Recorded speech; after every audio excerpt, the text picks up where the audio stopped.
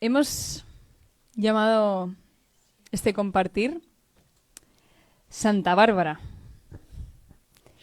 ¿Y por qué? Bueno, hay un refrán aquí en España que dice que solo te acuerdas de Santa Bárbara cuando truena.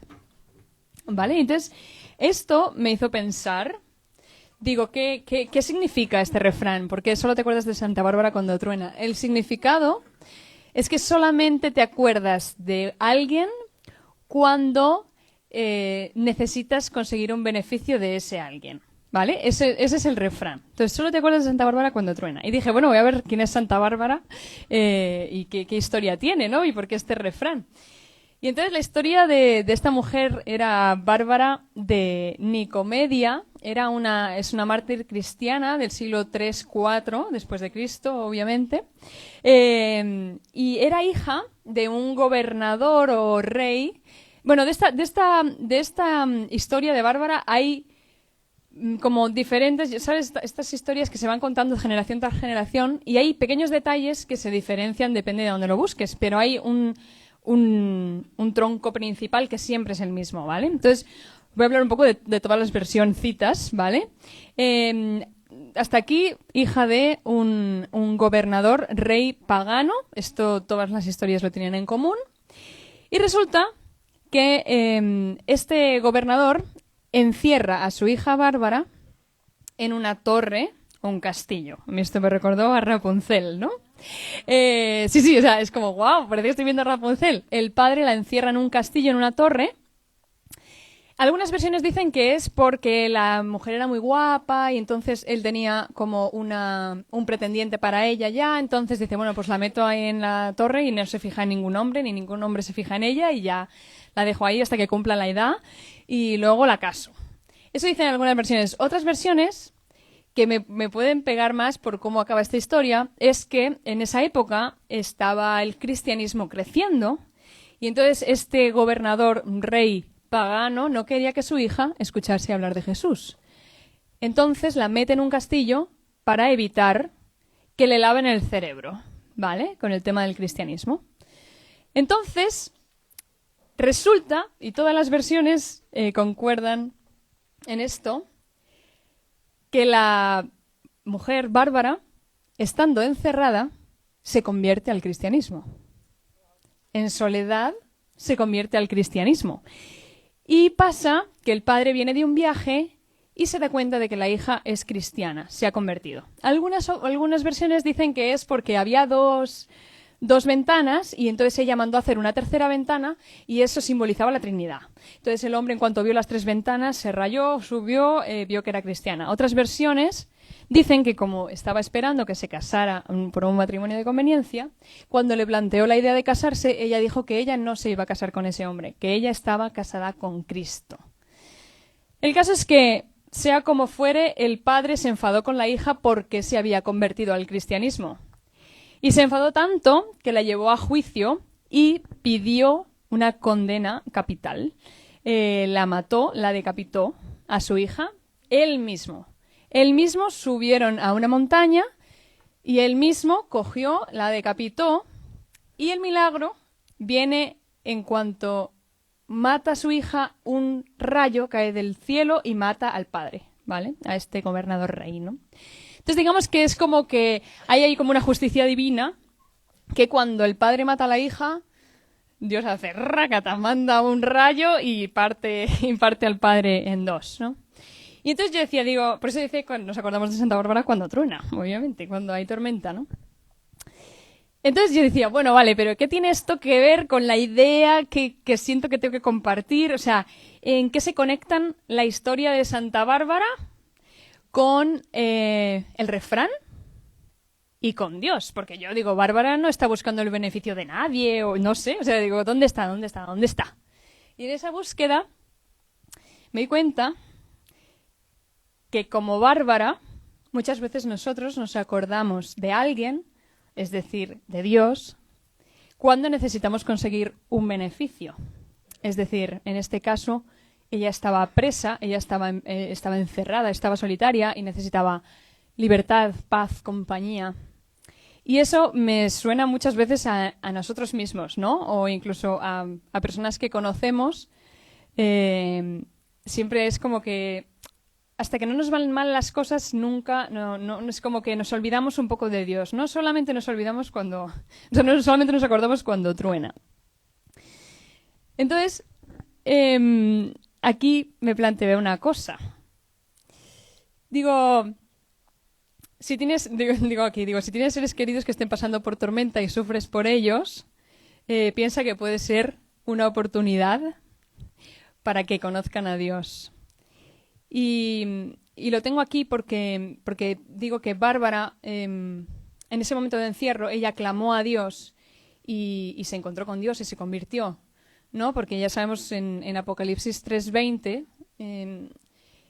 sabemos que Dios dice mismo, estoy aquí a la puerta y llamo, y si alguno oye mi voz y abre la puerta, entraré a él y cenaré con él y él conmigo. Eso lo tenemos súper claro, ¿no?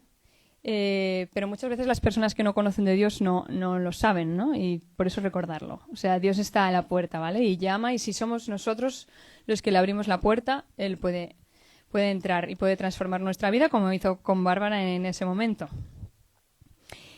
Bárbara buscó a Dios y lo encontró en medio de su tormenta. Entonces esto me hace reflexionar y llegar a otra pregunta. Momentos de tormenta. ¿Peligro u oportunidad? Entonces digo, cuando no conocemos a Dios, esos momentos de tormenta pueden ser un gran peligro. Puede ir llevándonos a una espiral de destrucción, a un punto de depresión, de una persona triste, nos sale y puede llegar hasta un suicidio, ¿no? Muchas personas, desgraciadamente, llegan al suicidio. Pero también puede ser una oportunidad, porque puede ser la puerta ideal para que nos volvamos a Cristo, ¿no? Y esto yo creo que a mí me ha pasado, yo no sé a vosotros, pero mi manera de encontrarme con Dios fue a través de un bache. O sea, cuando estaba en lo más profundo es cuando yo alzo mi mirada al cielo y clamo, y ahí es donde me encuentro con Dios. Entonces, que tengamos esperanza en que las personas que conocemos, que amamos, que no conocen a Dios, y están pasando por tribulación, por tormenta, que podamos ver que es una oportunidad para que Dios también se revele en sus vidas, ¿no? Como ha hecho con nosotros. Entonces me pregunto, ¿solo así es como encontramos a Dios? ¿A través de la tribulación, a través de la tormenta? No. Aquí tenemos el ejemplo de Pablo, ¿no? Que además lo hemos estado estudiando en el SEAN, ¿verdad? Los que vamos más avanzadas hemos estado estudiando las cartas de Pablo y no podía dejar de nombrarle. Pablo, por ejemplo, él iba camino a Damasco. No sé si todos conocéis la historia de Pablo, pero Pablo era un perseguidor de cristianos. Se dedicaba a arrestar cristianos y a llevarlos para ejecutarles, básicamente. O sea, ansiaba matar a todos los cristianos porque él era un judío, fariseo y bueno, los odiaba a muerte a los cristianos. Y él iba camino de Damasco para arrestar y matar a cristianos cuando Jesús resucitado mismo se presenta delante de él, una luz enorme, dice la palabra, ¿no? Lo tira al suelo y directamente Jesús resucitado le habla, ¿por qué me persigues?, ¿no? Y ahí Saulo, que era en ese momento, tiene una revelación de quién es Dios, de quién es Jesús, y dice que va al tercer cielo. Bueno, él lo cuenta en varias ocasiones. Siempre que cuenta su testimonio lo cuenta y transforma completamente su vida. Así que tenemos esperanza también que no solamente la única manera de encontrarnos con Dios, si no nos hemos encontrado, sea a través de la tribulación o de la tormenta, sino que también hay posibilidad de que directamente Dios se te aparezca, te tumbe, como hizo con Pablo, y puedas encontrarte con Él de esa manera, ¿no? Vale, pero yo ya tengo una relación con Dios. Entonces me planteo, ¿por qué tengo que seguir aguantando tribulación, tormenta? ¿Cómo puedo ver una oportunidad en esa tormenta y qué oportunidad es? ¿No? O sea, ¿por qué? Ya hemos dicho que si el que no conoce a Dios, pues tiene la oportunidad de conocerlo a través de la tormenta, pero yo que lo conozco, ¿por qué sigo teniendo tormenta? Y vamos a leer 2 de Corintios 12, del 7 al 10, que Pablo nos habla y nos dice: como hemos dicho antes, aun cuando he recibido de Dios revelaciones tan maravillosas. ¿no? Esto era cuando había subido a los cielos y había visto todo eso. Dice así que para impedir que me volviera orgulloso, se me dio una espina, en algunos dice un aguijón, en mi carne, un mensajero de Satanás para atormentarme e impedir que me volviera orgulloso. En 3 ocasiones distintas le supliqué al Señor que me lo quitara. Cada vez él me dijo: mi gracia es todo lo que necesitas. Mi poder actúa mejor en la debilidad. Así que ahora me alegra jactarme de mis debilidades para que el poder de Cristo pueda actuar a través de mí. Es por esto que me deleito en mis debilidades y en los insultos, en privaciones, persecuciones y dificultades que sufro por Cristo. Pues cuando soy débil, entonces soy fuerte. Bueno, aquí Pablo nos ha respondido directamente. Gran lección. Y es que el poder de Dios actúa mejor en la debilidad de uno. Entonces, ¿la oportunidad de qué? De nuestra tribulación. Pues la oportunidad de ver el poder de Dios. Y todos quieren volver el poder de Dios, ¿verdad? En toda la carta, en 2 de Corintios, nos habla de la fortaleza en debilidad, ¿vale? En esta carta todo el tiempo habla de eso, nos dice que somos como vasijas de barro frágiles que tienen un tesoro dentro y entonces esto deja claro ver que el poder es de Dios y no nuestro, tal. Y en 2 de Corintios 4, 17 y 18 dice: pues nuestras dificultades actuales son pequeñas y no durarán mucho tiempo. Sin embargo, nos producen una gloria que durará para siempre y que es de mucho más peso que las dificultades. Así que no miramos las dificultades que ahora vemos. En cambio, fijamos nuestra vista en cosas que no pueden verse. Pues las cosas que ahora podemos ver pronto se habrán ido, pero las cosas que no podemos ver permanecerán para siempre. O sea, una de las cosas que nos dice aquí Pablo es que nuestras dificultades actuales son pequeñas y no duran para siempre. Ahí podemos descansar un poco, ¿no? Esas tribulaciones no duran para siempre.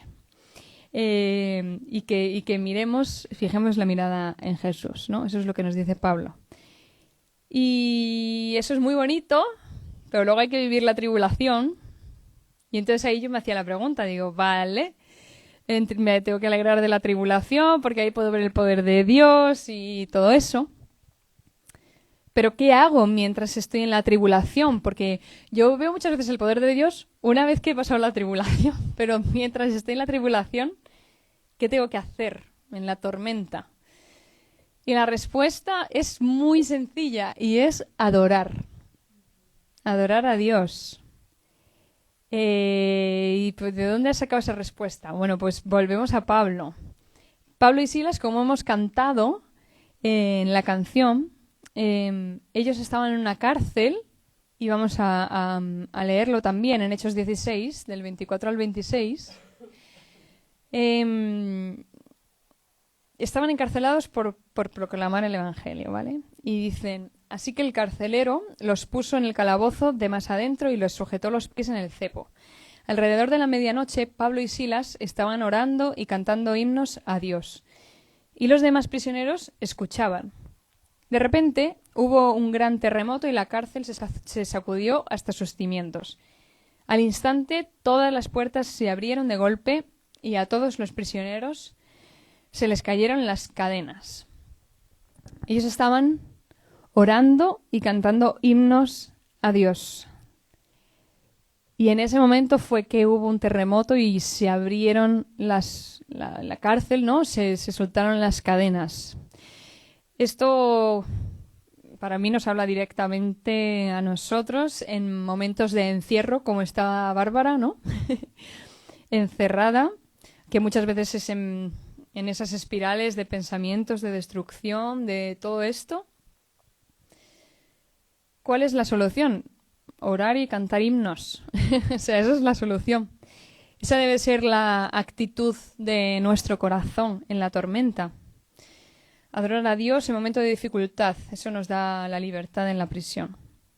Porque nuestro corazón no se centra en la tormenta, sino que se centra en Jesús, que es lo que nos ha dicho antes también Pablo, ¿no? Fijo la mirada en Cristo. Así que para los que no han conocido a Dios todavía, podemos ver que la tormenta es una oportunidad para encontrarnos con Él, y porque Él está ahí, Y para los que conocemos a Dios, que sepamos que cada batalla es una oportunidad para ver una victoria.